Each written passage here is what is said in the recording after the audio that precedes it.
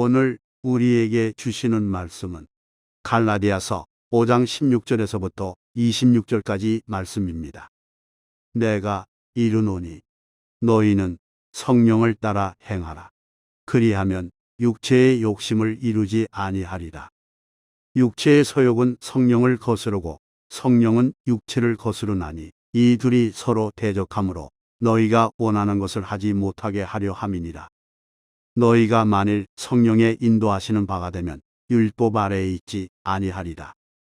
육체의 일은 분명하니 곧 음행과 더러운 것과 호색과 우상 숭배와 주술과 원수 맺는 것과 분쟁과 시기와 분냄과 당짓는 것과 분열함과 이단과 투기와 술 취함과 방탕함과 또 그와 같은 것들이라. 전에 너희에게 경계한 것 같이 경계하노니 이런 일을 하는 자들은 하나님의 나라를 유업으로 받지 못할 것이요 오직 성령의 열매는 사랑과 희락과 화평과 오래 참음과 자비와 양선과 충성과 온유와 절제니 이 같은 것을 금지할 법이 없느니라. 그리스도 예수의 사람들은 육체와 함께 그 정욕과 탐심을 십자가에 못 박았느니라. 만일 우리가 성령으로 살면 또한 성령으로 행할지니 헛된 영광을 구하여 서로 노엽게 하거나 서로 투기하지 말지니라. 오늘 이 시간은 성령을 따라 행하라 라는 제목을 가지고 하나님 말씀을 증거하도록 하겠습니다. 저와 여러분이 함께 갈라디아서의 말씀을 읽었는데, 갈라디아서는 로마서의 또 다른 그 변증서의 하나라고 불릴 정도로 이 갈라디아서는 이신득이 혹은 이신층이 믿음으로 의롭게 되어진다라고 하는 그 말씀에 대해서 조금 더 사람들에게 강조하고 그리고 확신을 주는 그런 내용으로 이 메시지가 쓰여졌다는 겁니다. 왜 갈라디아서가 쓰여졌을까 생각을 해보면 사람들이 이 로마서의 말씀을 받았는데 그 말씀을 받고 잘못된 그런 생각, 잘못된 그런 사상에 매료되어져서 행함이 필요하다.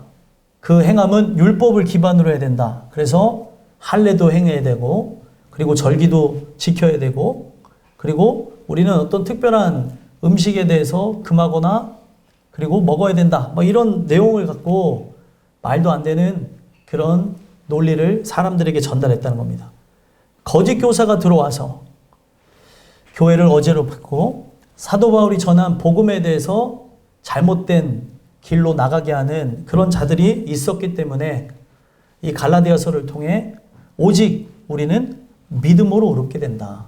하나님의 은혜의 선물인 믿음을 통해서만 의로워진다라는 것을 전달하고 있습니다.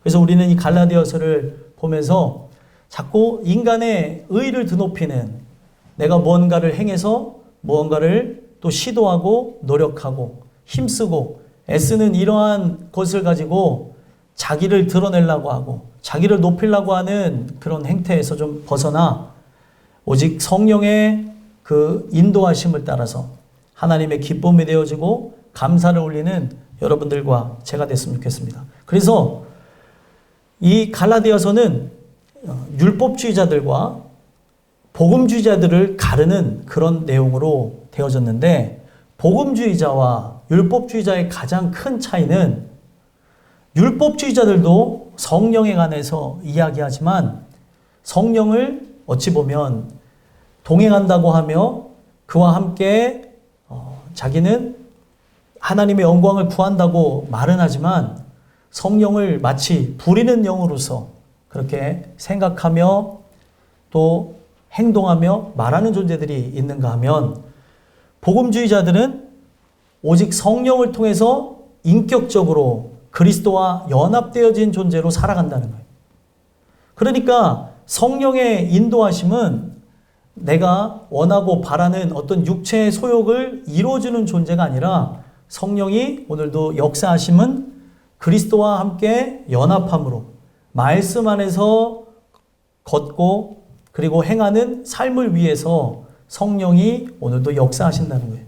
오늘날 많은 사람들은 성령 충만함을 가지고 자기의 의를 드높이고 자기가 그 행하는 그런 복음을 빙자, 하나님의 그 영광을 빙자 자기의 업적을 드높이는 존재들이 있는데 그런 것하고는 전혀 상관이 없는 거라는 겁니다. 오늘 그리스도인으로서 내가 살아가고 있는가? 그런 부분을 돌아보게 하는 게 성령을 따라 행하는, 성령 안에서 행하는 삶이라는 거예요. 오늘 우리가 이 주시는 이 말씀을 통해 내 생각, 내 마음이 살아있는 존재로, 십자가 사건이 실제가 되지 않은 존재로 내가 이 육체의 소욕을 따라서 내가 율법을 지킨다고 행하며 율법을 지키는 것에 대한 만족감, 내가 이것으로 구원을 얻을 수 있다라고 하는 잘못된 생각을 혹여나 여러분들이 갖고 계시다면 말씀을 통해서 내려놓고 성령을 통해서 성령이 인도하신 바 우리가 경험해야 될 십자가 사건을 경험하는 것을 통해 예수와 함께 동행하며 영광 돌리는 여러분들과 제가 되기를 간절히 소망합니다. 그래서 오늘 이 시간은 성령을 따라 행하라 라는 그 말의 의미를 여러분들과 은혜를 통해서 나누고자 합니다. 그래서 16절에서부터 18절까지의 말씀을 보게 되면 성령의 인도하시는 것과 육체의 소욕이 이루는 것이 무엇인지를 말씀을 통해서 증거해 주고 있습니다. 그래서 16절 먼저 한번 읽어볼까요? 읽어보겠습니다. 시작. 내가 이르노니 너희는 성령을 따라 행하라. 그리하면 육체의 욕심을 이루지 아니하리라. 아멘. 자, 이 내용을 보니까 내가 너에게 이른다. 그들에게 권면한다는 거죠. 권면하기를 성령을 따라 행하라. 그렇게 얘기하고 있어요. 우리가 성령을 따라 행한다고 하는 게 이 문자적인 그런 의미로 이것을 받아들이면서 잘못 이해하게 되면 내가 성령을 쫓아간다. 성령을 따라서 어떤 부분을 우리가 흉내낸다고 하든지 아니면은 그 동작을 우리가 동일하게 취하려고 한다든지 그런 생각을 가질 수 있는데 그런 내용이 아니라 이런 부분을 원어적인 부분이나 이 원어를 잘 표현되어졌던 킹제임스 성경을 보게 되면 성령을 따라 행하라고 하는 것을 바로 뭐라고 표현하고 있냐면 walk, 걸으라, 그리고 in the spirit. 성령을 따라 행한다고 하는 것은 성령 안에서 걷는 것이다 라고 얘기를 하고 있다는 거예요. 그러니까 여기에는 전제가 있는 거죠. 성령과 내가 무관하게 성령을 쫓아가는 게 아니라 내 의지로 그를 따라가는 것이 아니라 성령 안에서 예수와 함께 연합한 죄로 예수의 말씀과 함께 동행하며 살아가는 것이라는 거예요. 그래서 우리가 성령의 역사하심을 통해 시공간을 초월해서 경험해야 되는 게 무엇이냐면 십자가 사건인 거예요. 그래서 우리는 그 십자가 사건을 실제로 경험하게 되면 예수는 나의 신랑이 되어지고 나는 신부와 같은 개체로서 예수 그리스도가 십자가에 그 죽으시는 그 사건이 실제가 되어지며 내가 바로 예수의 몸 안에 들어가는 그와 함께 죽고 그와 함께 살아나는 것을 경험하게 된다는 거예요. 성경은 이 창세기서부터 계시록에 이르기까지 이 내용을 동일하게 전달하고 있어요. 성령이 하시는 역할이 무엇인가? 성령은 바로 우리로 하여금 그리스도라고 하는 분에게 안내하는 우리가 그리스도와 함께 연합함으로 결혼한 자로 영원한 천국을 향해 나가는 중매자의 역할, 안내자의 역할을 한다는 거예요. 그래서 구약에서도 보면은 룻기의 말씀을 보게 되면 룻이라고 하는 이방 여인이 남편을 여의고도 그의 시어머니 나오미와 함께 낯선 땅으로 가는 그 시어머니의 고향으로 돌아가는 이유가 뭐예요? 그 시어머니의 하나님이 자신의 하나님이 되고자 하는 그 마음을 갖고 함께 갔다는 거예요. 그래서 그 룻이라고 하는 여인의 시어머니가 되어지는 나오미는 영적인 부분에서 성령 하나님을 상징하고 있고 그리고 룻이라고 하는 여인은 저와 여러분들을 상징하고 있고 그 시어머니인 나오미가 결국에 소개하는 존재가 누구예요? 보아스라고 하는 인물이죠. 어떻게 보면 자기 아들을 여의고 다른 친척과 결혼하게 한다는 것은 그때 당시에 풍습 때문에 그렇게 하게 된 게 아니라 바로 우리가 성령의 인도하심을 통해 그리스도와 함께 연합해야 되는 것임을 가르쳐주고 있다는 거예요. 이제는 세상 남편을 버리고 성경에서 의미하는 바 진정한 우리의 신랑을 만나야 되는 거죠. 그렇기 때문에 죄악대로 일삼으며 살다가 죽음으로 나갔던 자신의 남편과 그 아들을 잊은 채 이제는 그를 책임져줄 보아스를 그가 소개하면서 보아스를 만나라고 얘기합니다.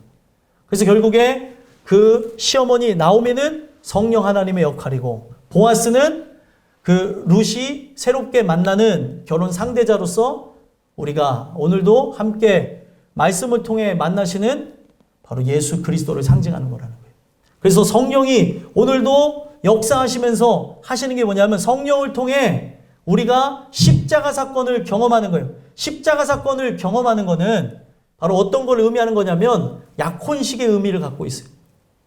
십자가 사건을 경험하며 내 육은 바로 우리의 정욕과 그리고 탐욕과 함께 십자가 함께 못 박으면서 내가 이제 육으로 사는 것이 아니라 예수께서 부활하신 것처럼 그 새로워진 예수님의 그 부활하신 몸과 함께 살아가는 거라는 거죠.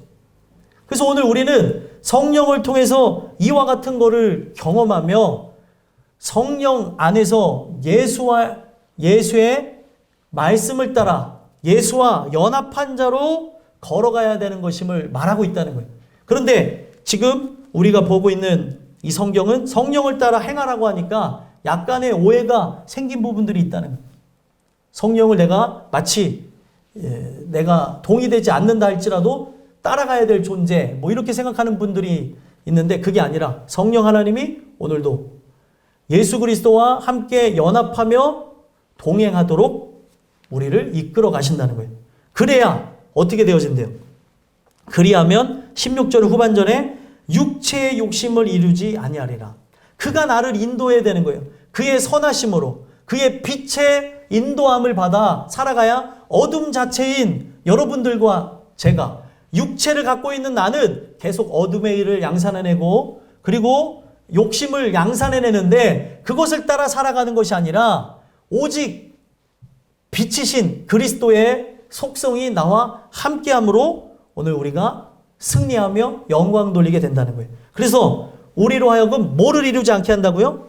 육체의 욕심을 이루지 않게 한다. 욕심이 뭐예요? 욕심이라고 하는 것은 끊임없이 무언가를 원하는 마음을 욕심이라고 합니다. 그런데 이 욕심의 끝이 무엇이냐? 욕심이 이루어지는 게 무엇이냐? 욕심이 이루어진다라고 하는 것은 원어의 의미로 보니까 텔로스라고 하는 단어를 통해서 보니까 한계에 도달한다. 한계점에 도달한다는 뜻을 갖고 있어요. 그러면은 육체를 갖고 있어서 그 욕심의 한계점에 도달하는 건 뭘까요? 사람들이 그런 얘기를 하죠. 욕심은 끝이 있나요? 없나요? 끝이 없죠. 끝이 없는 이 욕심은 결국에 우리로 하여금 계속해서 원하고 바라고 꿈꾸며 소망하는 것을 이루는데 이게 육체에 따라서 나타나기 때문에 더럽고 추악한 뭐를 양산해낼까요? 죄를 양산해낸다는 거예요. 그래서 그 죄의 삭슨, 그렇게 양산되어진 그 죄는 결국에 뭐를 우리에게 다시 돌려줍니까? 여러분들이 계속 추구되어지는 이 욕심이 죄를 만들어내고 죄가 점점 범하여지고 더럽혀지고 죄와 함께 어울리면서 우리에게 주게 되는 건 뭐예요? 우리가 열심을 갖고 죄를 지면 우리에게 당신 수고했습니다 라고 하면서 주는 게 삭시라는 거예요. 죄의 삭슨 사망. 죄가 바로 우리에게 당신 열심히 했습니다 라고 하면서 당신 최선을 다했습니다 훌륭합니다 라고 하면서 주는 게 사망이라는 거예요. 사망. 오늘 우리가 주일에 이렇게 나와서 말씀을 듣는 거는 여러분들이 이 땅에 살아가며 육체의 욕심을 이루며 한계점에 도달하여서 사망으로 나가는 것이 아니라 생명으로 평안으로 하나님의 기뻐하시는 그런 은혜를 따라 승리하기 위해서 이 말씀을 우리가 듣는 거라는 거예요. 그래서 오늘 주시는 이 말씀을 따라 여러분들이 성령의 인도하심을 구하고 이 성령의 인도하심을 따라 바로 육체의 욕심을 이루지 않게 되는 아름다운 은혜가 여러분들에게 있게 되기를 간절히 소망합니다. 우리가 성령의 인도하심을 받지 않으면 어떤 일들이 일어나냐? 바로 17절 말씀이 우리에게 실현되어져요. 어떤 일이 일어나는가 한번 읽어볼까요? 읽어보겠습니다. 시작. 육체의 소욕은 성령을 거스르고 성령은 육체를 거스르나니 이 둘이 서로 대적함으로 너희가 원하는 것을 하지 못하게 하려 함이니라. 아멘. 여러분들 육체를 다 입고 있죠. 그죠? 원하든 원치 않던 육체를 다 가지고 있습니다. 근데 육체는 계속 소욕, 욕심이라고 하는 거를 양산해낸대요. 뭔가를 원하고 바라고 추구하는 마음을 주는데 이게 죄라고 하는 하나님이 보시기에 가증스러워하는 것을 양산해낸다는 거예요. 결국에 그렇게 하는 그 열심은 수고했습니다 라고 하면서 내가 받게 되는 보상, 그건 뭐라고요? 사망이라는 거예요. 사망. 그래서 오늘 우리가 육체의 소욕을 따라 그냥 의식의 흐름을 따라 죄악으로 살아가는 존재들은 어떻게 되어진다고요? 성령을 거스른대요. 성령을 거스른다라고 하는 이 말이 뭐냐면, 거스르다라고 하는 이 말은 뭐에서 왔냐면 아래에 두다, 카타라는 말에서 왔어요. 카타. 내 발 아래 둔다는 거예요. 오늘 성령을 내 발 아래 두고 나가는 존재들, 내가 하나님이 되어져서 내 멋대로 살아가는 존재들이 이 세상에 너무나 많은데 세상 사람들은 말할 필요도 없고, 지금 이 내용은 어디에게 전달되는 거냐면 교회 안에 분란을 일으키고 자기의 의를 드높이는 자들에게 하는 말이었다는 거예요. 성령의 역사하심을 따라서 나가지 않으면 성령의 그 인도하심을 우리가 소망하고 함께 동행하지 않기 때문에 성령을 발 아래에 두고 나간다는 거예요. 내가 그거를 밟고 진짜 그 성령의 도우심을 구하면서 나가야 되는데 성령을 받고 내가 하나님이 되어진 채 내 탐심에 따라서 살아가는 그런 존재가 되어진다는 거예요. 자, 육체는 이런 욕심을 양산해내는데 성령은 우리로 하여금 어떻게 한대요? 이 육체의 자체를 거스르게 되어지는, 육체를 발랄하게 둔다고 성경은 얘기하습니다. 성령은 뭐라고 얘기해요? 육체를 거스르나니. 카타라는 말이 또 쓰였어요.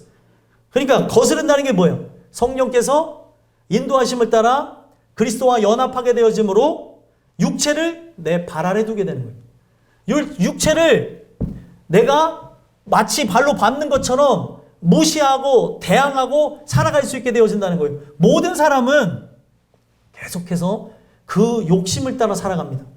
그 욕심이 한도 끝도 없죠.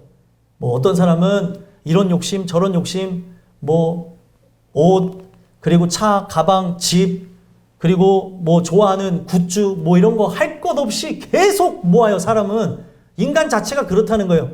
그래서 성령의 인도하심을 따라 살지 않으면 오늘 하나님이 정말 원하시고 바라는 것을 따라 살아가는 것이 아니라 오늘 무가치하고 무의미하고 그리고 텅 빈 것을 던져준 그 육체의 소욕을 따라 결국에 사망이라고 하는 것을 이루며 살아갈 수 있게 된다는 거예요.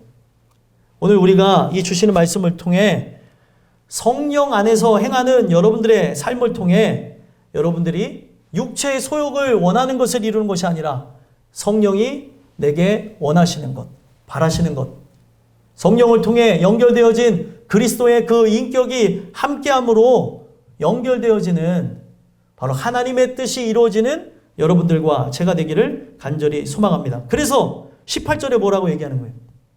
18절에 한번 읽어보겠습니다. 시작. 너희가 만일 성령의 인도하시는 바가 되면 율법 아래에 있지 아니하리라. 아멘. 결국에는 뭐예요? 성령의 인도하시는 바를 받으라는 거죠. 성령의 인도하심을 따라, 성령의 중매를 따라 누구와 연합을 하는 거예요? 예수와 함께 연합하며 예수의 말씀을 따라 살아가라는 거예요. 예수의 말씀과 함께 인생을 걸어가라는 거죠. 그럴 때에 율법 아래에, 여기에 아래라고 하는 게 어떤 의미일까요? 지배를 받지 않는다는 거예요. 오늘 많은 사람들은 율법의 지배를 받고 자꾸 내가 뭔가를 추구하며 행해야 될 것을 하고 자꾸 자기 스스로가 이것을 행해 나가려고 하는 자들이 있어요. 성령의 도우심을 통해 하나님 나로 죄악을 이기게 하시고 오늘 게으름을 이기게 하시고 나태함으로 벗어나게 하시고 성령의 역사하심을 따라 오늘 계속 내 삶 속에 깃들인 이런 죄악의 어두운 그 세력들로부터 벗어나게 기도해야 될 거 아니에요. 그냥 세상의 소리를 들어가지고 그냥 나에게 정신 차리게 하는 소리로 들려지는 것들이 있잖아요. 어떤 말 딱 들으니까 내가 정신을 잊고 있었네. 정신 차려야지.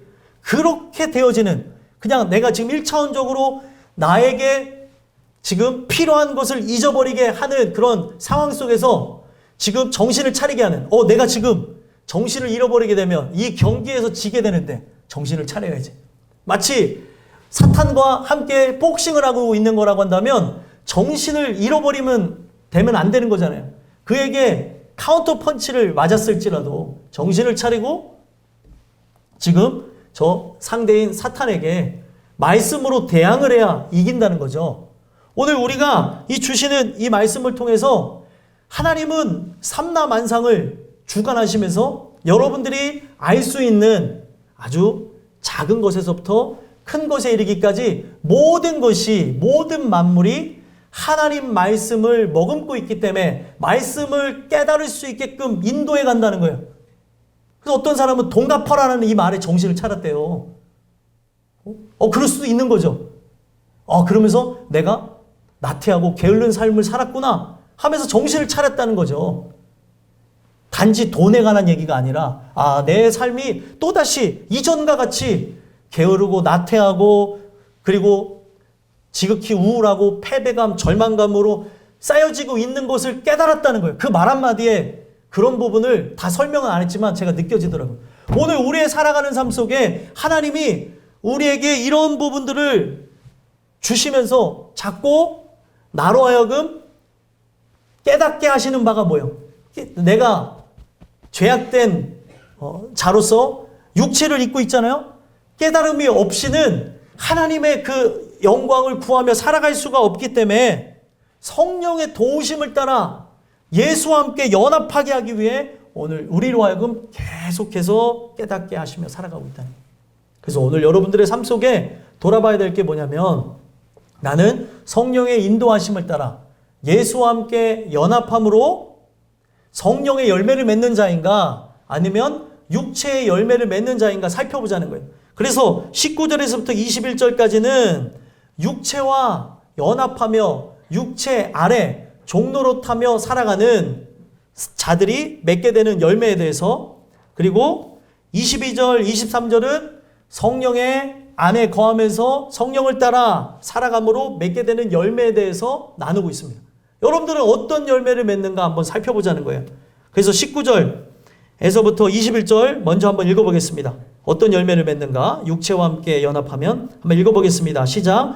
육체의 일은 분명하니 곧 음행과 더러운 것과 호색과 우상 숭배와 주술과 원수 맺는 것과 분쟁과 시기와 분냄과 당짓는 것과 분열함과 이단과 투기와 술취함과 방탕함과 또 그와 같은 것들이라. 전에 너희에게 경계한 것 같이 경계하노니 이런 일을 하는 자들은 하나님의 나라를 유업으로 받지 못할 것이요. 아멘.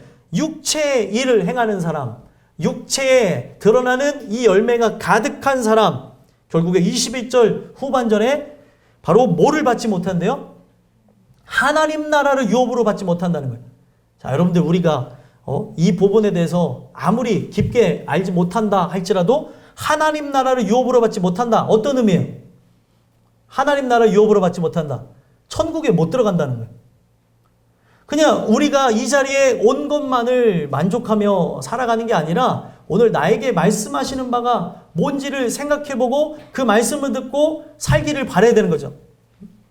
그냥 이 자리에 와서 점점 이 몸과 의자가 하나가 되어져서 나가는 사람이 있는데 그러지 마시고 정신을 딱 차리고 전에 이재인 집사님이 그런 얘기를 했어요.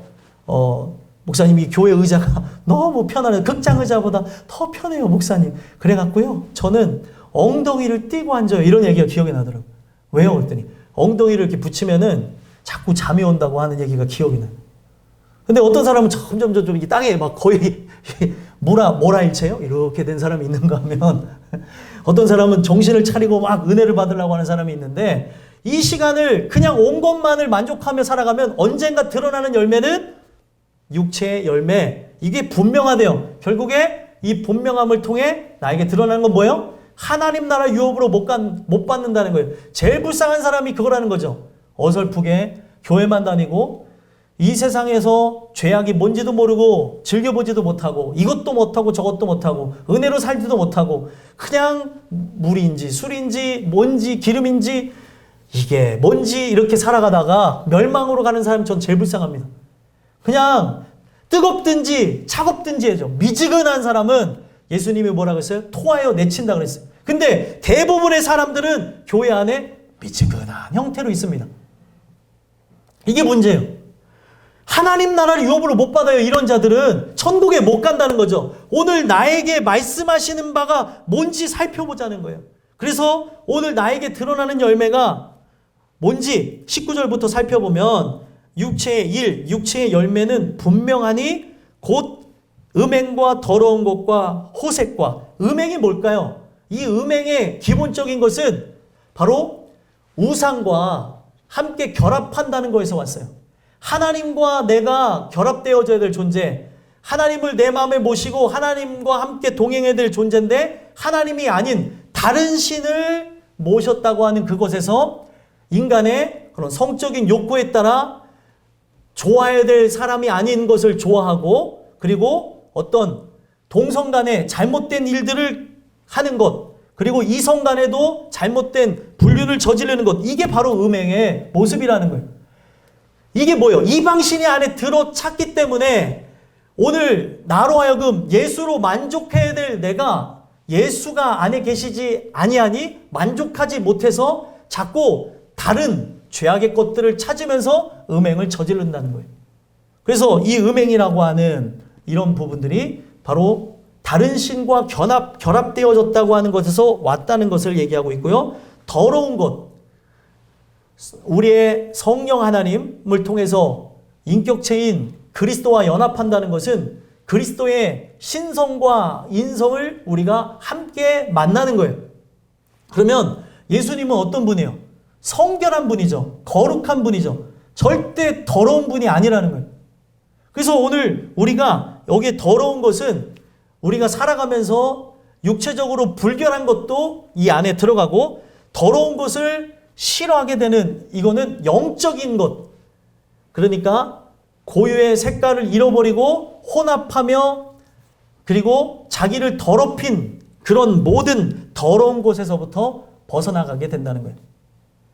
그래서 오늘 여러분들이 이 주시는 말씀을 통해서 오직 주시는 깨끗한 흑독 위에 7번 단련한 말씀인 바로 이 사랑의 이 말씀을 여러분들의 마음에 받으심으로 불순물이 없는 어떤 사상과 이념 더러운 것들이 함께 난무하지 않는 이 말씀으로 가득 채워지게 되길 간절히 소망합니다. 오늘 우리가 은혜 안에서 세워지지 않은 존재라면 책을 읽는 것도 어쩔 때는 사상이 들어오는 거기 때문에 여러분들에게 큰 문제를 야기할 수 있다는 거예요. 아무 책이나 봐서 되는 것도 아닙니다. 또 아무 어떤 매개체, 어떤 연결체가 되어질 수 있는 여러분들 동영상이나 아니면은 여러 음악이나 이런 것들 자체가 나를 더럽힐 수 있다는 것을 기억하셔야 된다. 그리고 그 다음에 얘기하는 게 뭐예요? 호색. 호색이 뭐냐면 이상한 색깔을 좋아한다는 거예요. 그러니까 금지된 색깔이 있어요. 예를 들면 검정을 금지된 색깔이라고 한다면 금지된 색깔을 사랑하는 거예요. 오늘 하나님께서 나로 하여금 저것은 죄악된 길이다. 가보지 말라. 갈 필요가 없다라고 하는데 자꾸 추구하려고 한다는 거죠. 오늘 이 호색이라고 하는 의미는 많은 의미를 두고 있어요. 되게 포괄적인 의미인데 인간이 추구하는 금기의 그 영역의 호기심이라고 해야 될까요? 모든 부분에서 인간은 자체가 멸망하게 된 원인 중에도 호기심 때문에도 그렇다고도 볼 수 있거든요. 과연 저거를 먹으면 어떻게 될까? 선악을 알게 하는 나무의 열매를 먹으면 어떻게 될까? 진짜 하나님처럼 될까? 라고 하는 그런 호기심, 그것도 죄에서 비롯된 거예요. 그래서 여러분들 이 호기심이 좋은 쪽으로도 발현되어질 수 있지만 대부분의 이 호기심은 자칫 잘못하면 인간을 패망으로도 나갈 수 있다는 거죠. 바로 그런 측면에서 호색, 금지된 색깔을 사랑하는 것을 바로 육체의 열매라고 얘기하는 거예요. 하나님께서 정하신 것, 하나님이 인도하신 길로만 나가는 존재가 하나님의 백성인 거예요. 그리고 다음에 20절에 보게 되면 뭐라고 얘기해요? 우상숭배. 아까 음행이라고 하는 것하고 여기서 말하는 우상숭배하고 같은 맥락을 갖고 있지만 같은 맥락에서 강조점이 다른 게 우상숭배라고 하는 건 어떤 형체를 자꾸 사랑한다는 거예요. 그래서 여러분들 이 형체를 사랑하는 이 부분 속에 우상이 뭐가 되어져요? 내 자녀가 되어질 때도 있고 내 남편, 내 아내, 부모 그리고 여러분들이 좋아하는 그런 어떤 물건, 물체 그리고 돈, 명예, 권력, 권세 보이지 않는 그 영예에 이르기까지 어떤 것을 자꾸 쫓아가요. 형상화하면서 쫓아가는 거죠. 돈을 쫓아가는 이유, 명예를 쫓아가는 이유, 권력을 쫓아가는 이유, 성공을 바로 형상화하려고 하는 것에서 나타나는 거예요. 이 모든 게 다 우상숭배라는 거죠. 우상은 뭐예요? 탐심이에요. 탐심에서 비롯됐어요. 탐심이 곧 우상숭배니라. 탐심이 곧 뭔가를 물건을 만들어내는 거예요. 오늘 여러분들의 마음이 뭐를 추구하냐에 따라서 어떤 사람은 더러움과 추악함을 추구하는 사람은 그 더러움과 추악함으로 비행함으로 하나님의 뜻을 거역함으로 나타나는 모습이 형상화되어지는 거예요. 우상숭배라고 하는 것은 바로 그런 원초적인 부분에서 그렇게 얘기를 하고 있고요. 주술은 뭐예요? 주술의 근본은 속이는 거예요. 그래서 이 원어의 의미를 보니까 이 주술이 약물로 상대를 속인다라고 하는 거예요. 그러니까 어떤 사람이 예를 들면은 이 플라시보 효과를 가지고 계속 일시적으로는 속일 수가 있는데 지속적으로 속일 수는 없잖아요. 만약에 암 환자에게 이거는 암약입니다. 이걸 먹으면 고통을 줄일 수 있습니다. 라고 먹었을 때 플라시보 효과, 이건 암 환자의 그 고통을 줄여주는 약이라고 들었을 때 그걸 생각하고 먹으면 고통이 실제로 줄어드는 효과가 있어요. 근데 근본을 해결하지 못한다는 거예요. 일시적으로 속이는 것처럼 어떤 약물을 가지고 기대 심리를 갖게 하는 근본에서 속인다고 하는 의미가 주술적 의미라는 거예요. 그래서 우리가 잘 아는 이 주술의 의미 가운데 마술이 있고 마법이 있고 그리고 어떤 신비적인 현상에 심취하게 되는 게 주술의 이 근본이라는 거예요. 그러면은 이 속이는 게 어디서 왔어요? 사탄에게서 온 거예요. 사탄의 속성에서 나온 것을 추구하는 존재이기 때문에 바로 마술과 마법과 이 속이는 것을 추구하며 살아간다. 여러분들이 살아가면서 마술쇼나 이런 건 볼 수 있어요. 그런데 저는 여러분들이 어떤 마술사가 되는 건 원치 않습니다. 하나님이 보시기에 원치 않는 또 직업 중에 하나일 수 있다는 거죠. 누군가를 속이는 걸 기반으로 하는. 그리고 마술뿐만이 아니라 내가 성공을 위해서 누구를 기만하고 속이면서 나가고 있다면 이건 주술을 피는 거고 세상 사람들이 세속화되는 말로 누군가를 이렇게 자기의 사람으로 유혹하는 이것을 비하된 말로 뭐라고도 얘기합니까? 저 사람 또 약을 파네. 비하된 말로 그렇게 할 때도 있다는 거예요.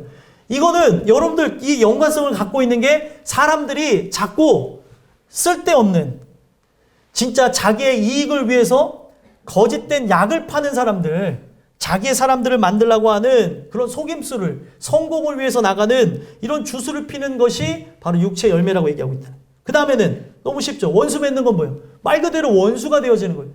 이 교회 안에 들어오면 미워하는 사람이 없어야 되는데 교회 안에 미워하는 사람 혹시 있어요? 있으면 놓고 기도하셔야 돼요. 여러분들의 생각하고 다를 수도 있어요. 근데 이 교회는 죄인들이 모이는 장소이기 때문에 스타일도 다르고 그리고 말투도 다르고 그리고 배경 지식 그들이 원하는 추구하는 바도 다른데 우리가 또 세상적으로 모든 부분은 다루지만 같은 마음, 같은 뜻, 같은 곳을 보면서 원수를 맺는 것에서도 이제 벗어나야 된다는 거예요. 여러분 집안에도 원수 있죠? 원수들 한 명씩 계시지 않아요? 그 원수 맺는 것으로부터도 벗어나고, 또 이것뿐만 아니라 또 우리가 살아가면서 사회적으로 내 생각과 다르면은 원수를 자꾸 맺으려고 하는 그런 행태의 모습에서 사라져야 된다. 내가 어떤 상처를 받고 어떤 고통을 받으면서 본의 아니게 원수가 되어지고 상대를 정말 죽을 만큼 싫어하며 미워하게 되는 경우 있죠. 이거는 나로 하여금 하나님의 긍휼을 통해 사랑할 기회를 주시는 거예요. 내가 진짜임을 증명할 수 있는 기회.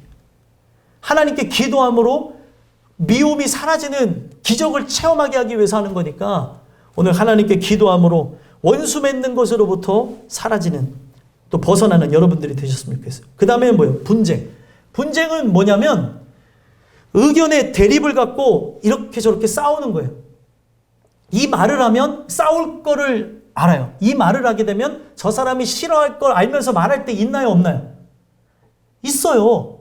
그래서 제가 아까 오전 시간에도 얘기했는데, 제가 아내가 싫어하는 말, 행동을 할 때가 있어요. 그러면 제 아내가 딱 얘기하는 거예요. 경고를 하는 거죠. 한번 싸워보자는 것인가? 왜 싫어하는 거를 알면서 얘기하냐는 거죠. 제가 또 아내한테도 그렇게 얘기할 때도 있고, 제가 억지 피고 고집 부를 때도 있거든요. 좀 눈으로 이게 이렇게 얘기하고 있는데, 사람은 그렇다는 거죠. 이 말을 하면 저 사람이 싫어하고 그리고 화가 날 그런 포인트가 있는데, 사람은 그걸 알면서도 이게 이 말을 하게 되면 분쟁이 될 걸 알면서도 하는 경우가 있다는 거예요. 이런 일들을 추구하지 말라는 거죠. 근데 이거는 내 안에 성령이 함께 하시지 않으면, 또 성령이 함께 하는 사람도 충만하지 않으면 자꾸 추구하게 되는 게 뭐예요? 분쟁, 대립, 자기의 의견을 관철시키려고 하는 그런 내용들이 나타난다는 거예요. 그리고 또 다음에 나와 있는 게 뭐예요? 시기. 시기는 뭐예요? 시기는 누군가를 자꾸 부러워하고 그리고 질투하는 걸 얘기하는 거죠. 근데 이게 왜 그렇습니까? 하나님 사랑이 충만하지 못하기 때문에 나타나는 게 비교의식이고, 그리고 누군가를 질투하는 거예요.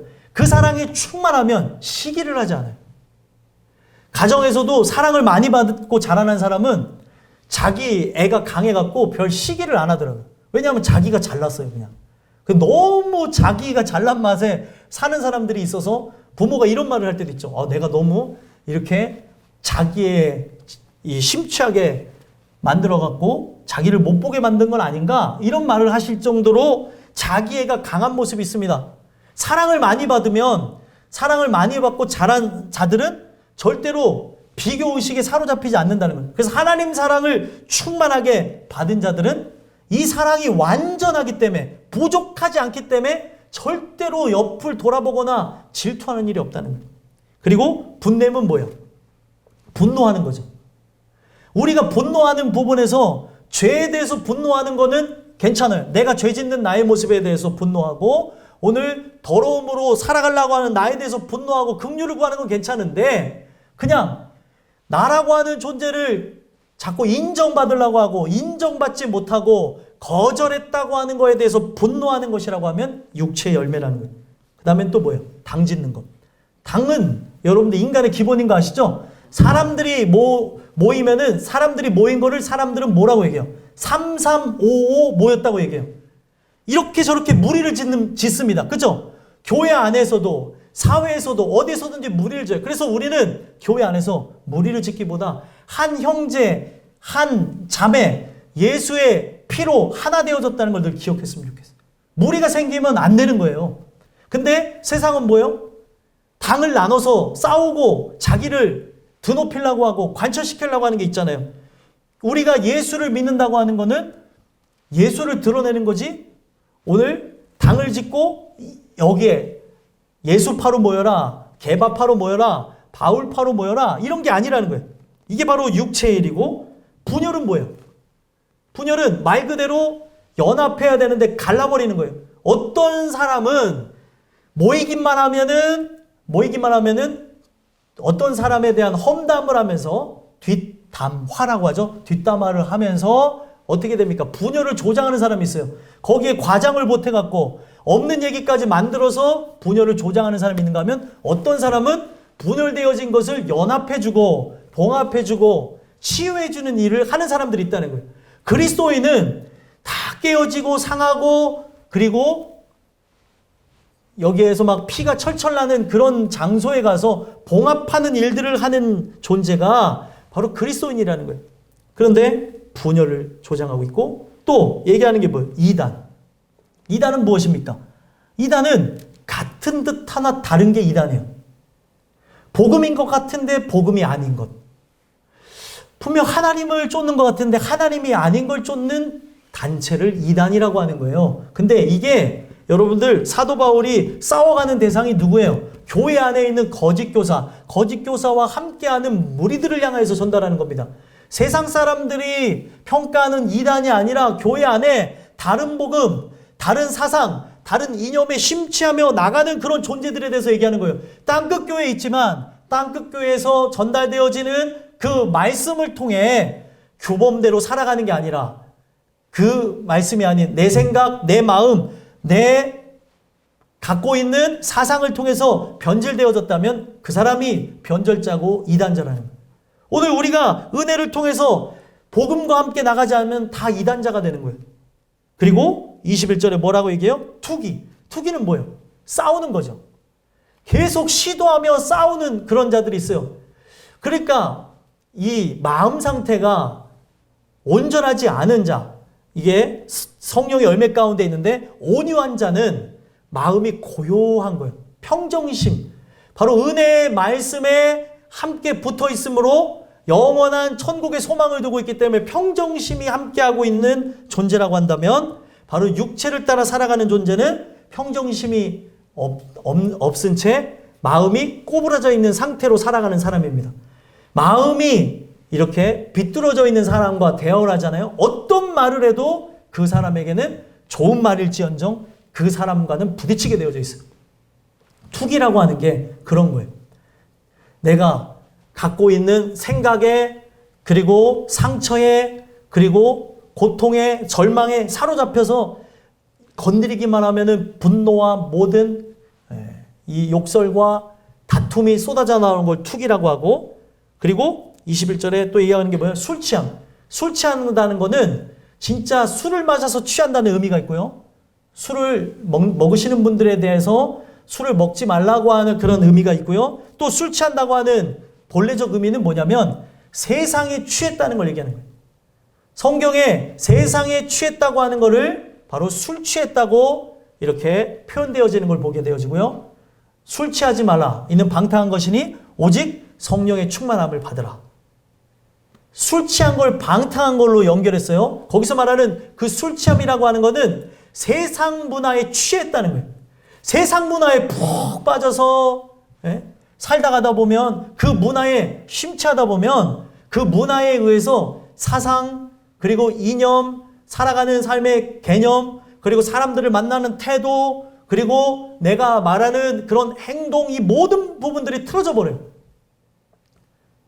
그러니까 우리는 사람과 소통하며 살아야 되는데 어떤 사람은 애니메이션 속에서 살아가고 어떤 사람은 영화 속에서 살아가고 드라마 속에서 살아가고 어떤 사람은 자기가 만든 사이버 공간에서 살아가고 이게 문제가 되는 거예요. 마지막 시대의 문제는 바로 이런 거라는 거죠.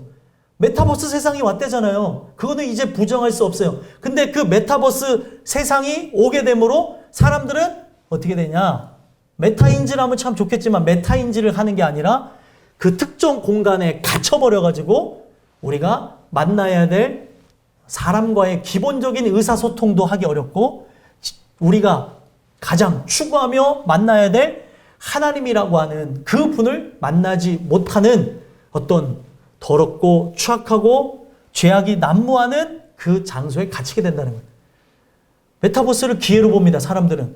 그런데 그곳에서 사실 우리가 정말 선한 걸 추구하기가 쉽지 않은 그런 세상이 되어져 버렸어요. 거기서도 이제 선한 일을 하겠다고 추구하며 기독교 문화를 창출하는 걸 시도하는 사람들인데 쉽지 않을 겁니다. 그만큼 오늘 많은 사람들이 지금 이 주시는 은혜 속에 살아가는 것이 아니라 세상 문화에 취해서 하나님과 연합하지 못한 채 나가요. 결국 어떻게 되어집니까? 방탕하게 되는 거죠. 마지막을 방탕함으로 이 내용을 정리 지은 이유가, 왜 방탕함을 이렇게 정리로 하는 말로 딱 전달했냐면, 방탕하다는 건 목자가 없다는 거예요. 예수의 말씀과 함께하지 않기 때문에 방황하는 거예요. 이렇게 살아갈까? 저렇게 살아갈까? 이거 하면 즐거울까? 어떻게 하면은 내 인생을 즐겁게 할까? 하나님을 기쁘시게 할 게 아니라 어떻게 하면 먹고 즐겁고 행복하며 살아갈까? 아주 기본적이고 그리고 세속적인 거에 심취되어서 살아가는 나를 알지 못한 채 계속해서 즐거움만을 추구하며 살다가 멸망으로 나간다는 거예요. 이게 이 세대가 갖는 모습이고, 점점 이게 연령이 낮아질수록 이런 유의를, 인간을 즐거워하는 그 유의 문화에 빠져서 쾌락과 타락으로 얼룩져서 자기가 누구인지조차 모른 채, 보통은 시간이 지나면서 우리가 누구인지를 알아가게 되는 질풍노도의 시기를 겪어야 되는데, 질풍노도의 시기가 없어요. 그냥 그 공간 안에 갇혀서 인간이 어디로 가야 될지조차 모른 채 그냥 단순하게 흘러가는 흐름 속에, 그 문화 속에, 더러움 속에 살다가 멸망으로 나간다는 거예요. 오늘 여러분들은 이 말씀을 통해 육체의 열매를 맺음으로 멸망으로 나가는 이런 방탕함을 열매라고 보는 자들이 아니라, 예수와 함께 연합함으로 목자 되신 그분과 함께 영원한 천국을 향해 나가는 여러분들이 되셨으면 좋겠어요. 이런 방탕함이 나오는 자들은 어떻게 된대요? 또 그와 같은 것들이라 전에 너에게 경계한 것 같이 경계하느니, 이런 일을 하는 자들은 뭐라고 합니까? 하나님 나라를 유업으로 받지 못할 것이요. 결국엔 뭐예요? 이와 같은 열매가 나오는 존재들은 천국에 못 들어간다는 거예요. 자, 여러분들에게 질문을 드리겠습니다. 여러분들 여기에 제가 나열한 것 중에 한 가지라도 걸립니까? 걸리지 않습니까? 인간이 살아가면 육체를 입고 있기 때문에 이런 일들, 현상이 나타나요? 안 나타나요? 나타나죠. 그렇기 때문에 성경은 성령의 도우심을 구하라는 거예요.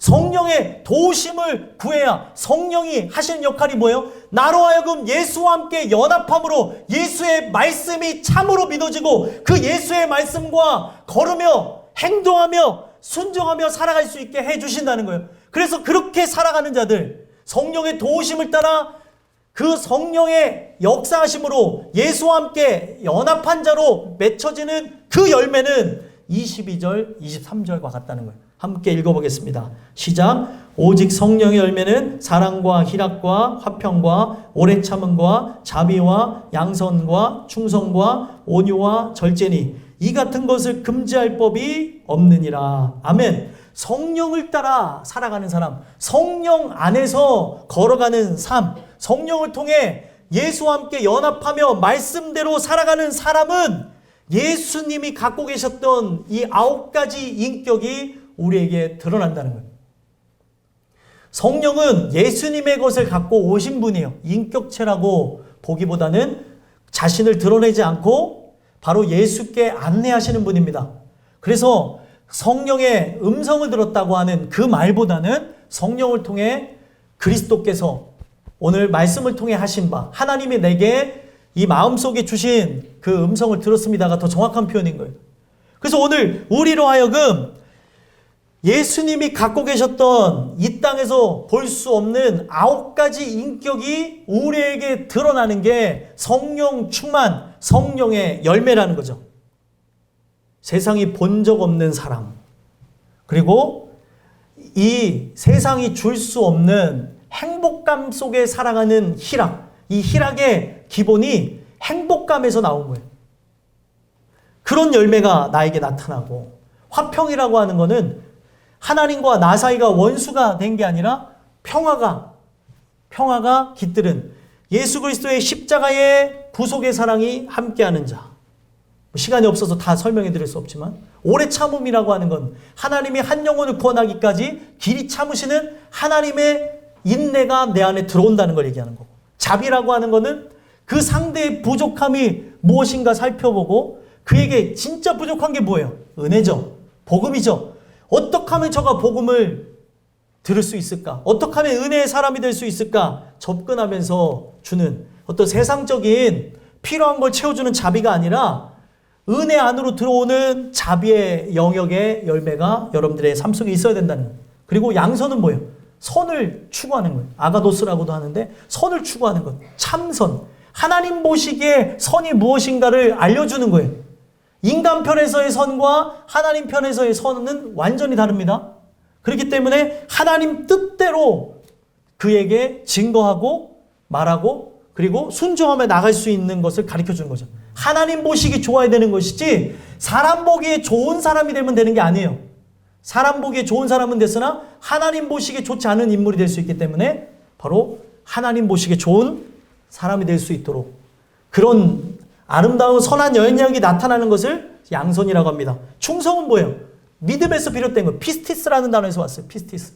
그렇기 때문에 오늘 페이도라고 하는 그 단어, 하나님이 주시는 은혜를 통해 믿음을 받은 자, 믿음의 선물을 받은 확신이 있는 사람은 믿음의 주요 온전케 하시는 이인 예수를 바라다보고 바로 예수의 말씀과 함께 보이지 않는 하나님을 경배하며 충성하며 살아간다는 거예요. 하나님의 종으로 충성하십시오 말하지 않아도 충성하며 살아요. 예배를 떠나지 마세요 이 말을 하지 않아도 예배를 떠나지 않는 거예요. 왜요? 믿어지니까. 그리고 온유라고 하는 거 아까도 말씀드렸지만 고요한 그 물의 상태와 비슷한 거예요. 마치 잔잔한 호수와 같은 어떤 것도 요동치지 않는 상태. 예수님만이 바로 이 세상의 풍랑을 잠재우시는 그 인간의 어떻게 보면 본연적인 이 뭐라 될까요? 탐심을 잠재우실 수 있는 분이라고 하는 것을 기적의 역사를 통해 보여줬죠. 잠잠하라 그랬더니 풍랑이 잠잠해지는 역사를 통해 예수와 함께 연합한 자만 이 세상에 어떤 소욕이 들어오지 않은 채 소욕을 뒤로 한 채 어떻게 해요? 저 영원한 천국만을 바라보고 나간다는 거예요. 그래서 성경에 뭐라고 얘기해요? 온유한 자.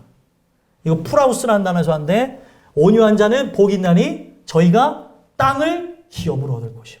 저 영원한 천국을 결국에 얻게 된다는 거예요. 근데 이러한 평정심, 예수가 내 안에 진짜로 살아계시는 역사가 없다면 이런 욕심, 저런 욕심, 그런 계속 그 탐욕의 지배를 받다가 이 세상에 썩어질 땅, 그 땅과 함께하게 되는 땅에 있는 소유들, 그리고 썩어질 것들을 사랑하며 그것을 묻고 그리고 그것을 함께하며 살다가 멸망으로 나가게 된다. 여러분들은 성령을 통해 온유하게 되길 간절히 소망합니다. 그리고 절제는 뭐예요? 절제는 통제력을 갖게 되는 거예요. 다스림. 이 다스림은 힘을 줄 때와 힘을 주지 않을 때를 아는 것을 절제라고 합니다. 그래서 여러분들 완급 조절을 하게 되는 하나님이 나를 다스림으로 힘을 전심으로 나갈 때가 있고 전심을 빼야 될 때가 있는데 오늘 그것을 알게 하시는 게 절제인 거예요. 그래서 오늘 나로 하여금 계속해서 이런 육체의 소욕이 올라오는 이런 부분들 속에서 성령의 역사가 함께하게 되면 온유와 절제가 함께함으로 성령이 인도하심을 받는 자, 성령 안에서 행하는 자는 이 같은 것을 금지할 법이 없대요. 이와 같은 열매가 드러날 수밖에 없다는 거예요. 성령의 사람은 아무리 상황적으로 환경적으로 형편과 처지가 나를 짓누르고 고통을 준다 할지라도 이와 같은 열매를 막을 수가 없대요. 금지할 수가 없대요. 여러분들이 그런 사람들이었으면 좋겠어요. 마지막 24절에서부터 26절을 보시면 오늘 우리가 성령 안에서 거한다는 게 무엇이냐? 그리스도 예수의 사람들이라는 거예요. 그리스도 예수의 사람들은 결국 어떻게 된다는 거예요? 성령으로 살고 성령으로 행해야 된다. 그 얘기를 하는 겁니다. 마지막 24절에서부터 26절 읽어보겠습니다. 시작. 그리스도 예수의 사람들은 육체와 함께 그 정욕과 탐심을 십자가에 못 박았느니라. 만일 우리가 성령으로 살면 또한 성령으로 행할지니 헛된 영광을 구하여 서로 노엽게 하거나 서로 투기하지 말지니라. 아멘. 우리가 성령 안에서 행한다는 것, 성령 안에서 걸어간다고 하는 의미를 바로 그리스도 예수의 사람이 되어졌다. 바로 예수와 함께 연합하며 예수의 말씀과 함께 걷는다는 것을 24절에 다시 한번 언급하면서 그리스도 예수의 사람들, 성령 안에서 행하는 사람들은 육체와 함께 그 정욕, 탐심, 육체는 계속 뭐가 올라온다고요? 소욕. 계속 끊임없이 욕구가 올라와요. 내 마음대로, 내 뜻대로 살고 싶은 마음. 여러분들이 정말 은혜 안에 살고 싶은 그런 마음이 강해야 되지, 일탈, 나 혼자 한번 살아볼까? 뭐 이런 생각으로부터 좀 벗어나야 되는 거예요. 그냥 편하게 살고자 여러분들 그런 생각들을 갖는 존재라고 한다면, 이게 다 하나님이 싫어하는 가증한 것들이구나. 네? 그런 것들도 생각해 봐야 된다는 거죠. 그래서 오늘 내 안에 이런 정욕과 탐심이 십자가에 못 박았음을 믿는 거예요. 근데 나는 육체를 입고 있어요? 안 입고 있어요? 입고 있죠. 계속 소욕이 올라오겠지만 우리가 믿는 건 뭐예요? 내가 이 육체와 함께 이 정욕과 탐심이 십자가에 못 박아졌다. 십자가 사건을 내가 실제로 경험했다. 주님, 내가 이걸 믿습니다. 내가 이러한 정욕들이 올라오지만 내가 이것을 믿으오니 주님, 이것을 다스릴 수 있는 성령의 역사하심, 성령의 인도하심, 그 성령의 역사하심과 인도하심을 통해 예수 그리스도가 갖고 계셨던 속성 9가지 열매가 드러나게 하옵소서. 그게 여러분들의 기도 제목이라는 거예요. 그래서 결론적으로 25절에 뭐라고 얘기합니까? 우리가 추구해야 될 게 뭐예요? 성령으로 살면 성령으로 행하게 될 것이다. 성령 안으로 산다는 게 뭐예요? 여기에 생략이 되어진 게 live하고 그 다음에 뭐가 붙었냐? in the spirit. 사는데 뭐 안에서 살아야 된다고요? 성령 안에서 살게 되어지면. 그리고 성령으로 행할지니 work in the spirit. 걷는데, 행하는데 어디 안에서요? 성령 안에서 우리가 행해야 된다. 성령 안에서 살고 성령 안에서 행해야지만 이런 아름다운 성령의 9가지 열매를 맺는 것이다 라고 얘기하면서 우리가 추구해야 될 게 바로 성령 충만, 성령의 인도하심을 통해 예수와 함께 연합하며 그 말씀을 믿고 살아가는 것이다라는 걸 얘기하면서 뭐를 구하지 말래요? 26절, 헛된 영광을 구하지 말라. 헛된 영광은 뭐예요? 헛되다고 하는 게 텅 비었다. 나중에 허무하다는 거예요. 거짓된 것. 나중에 천국 가게 되어지면은 아무짝에도 쓸모없는 무가치하고 무의미하고 썩어질 것들을 구하지 말고 참된 영광, 예수와 함께 십자가에 못 박아 죽은 것을 기억하고 그 부활의 영광에 참여하기 위해서 성령의 인도하심을 구하라는 거예요. 그래서 결국에 이 땅에 살아가면서 서로 노엽게 하거나 투기하지 말아라. 상대를 노엽게 하고 자기를 관철시키기 위해서 싸우는 그 갈라디아서의 그 배경이 되는 교회 사람들이 있었기 때문에 이 말씀이 증거되어졌고, 오늘날도 자기를 드러내고자 상대를 분노하게 하고 그리고 도발하고 싸우는 존재들, 이런 역할들을 하지 말라는 거예요. 그리고 서로 투기하지 말라. 오늘 우리가 싸워야 될 것은 혈과 육에 대한 것이 아니고 공중곳에 잡은 악한 사단마귀와 싸워야 된다는 거예요. 부모와 싸워서 되는 게 아니고 자식과 싸워서 되는 것이 아니고 그리고 주변에 있는 인물들과 싸워서 되는 것이 아니고 오늘 나라고 하는 존재를 드러내기 위해 선생과 제자가 싸울 것이 아니고 오직 하나님의 뜻이 어디 있는가 살펴보면서 우리 공동체가 추구해야 될 게 바로 성령 충만이구나. 성령 충만을 통해 바로 예수의 그 인격인 성령의 9가지 열매가 드러나야 되는 거구나. 그것을 기억하시고 오늘도 은혜를 통해 살기를 소망하고 오늘 이런 헛된 것, 언젠가 사라질 이런 투기를 하지 아니하시고 오직 오늘 영적 싸움이 진행되고 있다는 걸 기억하시고 오늘 육체의 소욕을 따라 살기를 포기하시고 주의 은혜 가운데 내가 살기를 바랍니다. 주님 붙잡아 주시옵소서. 긍휼을 구함으로 성령의 열매가 주렁주렁 맺히는 여러분들과 제가 되기를 간절히 소망합니다. 기도하겠습니다.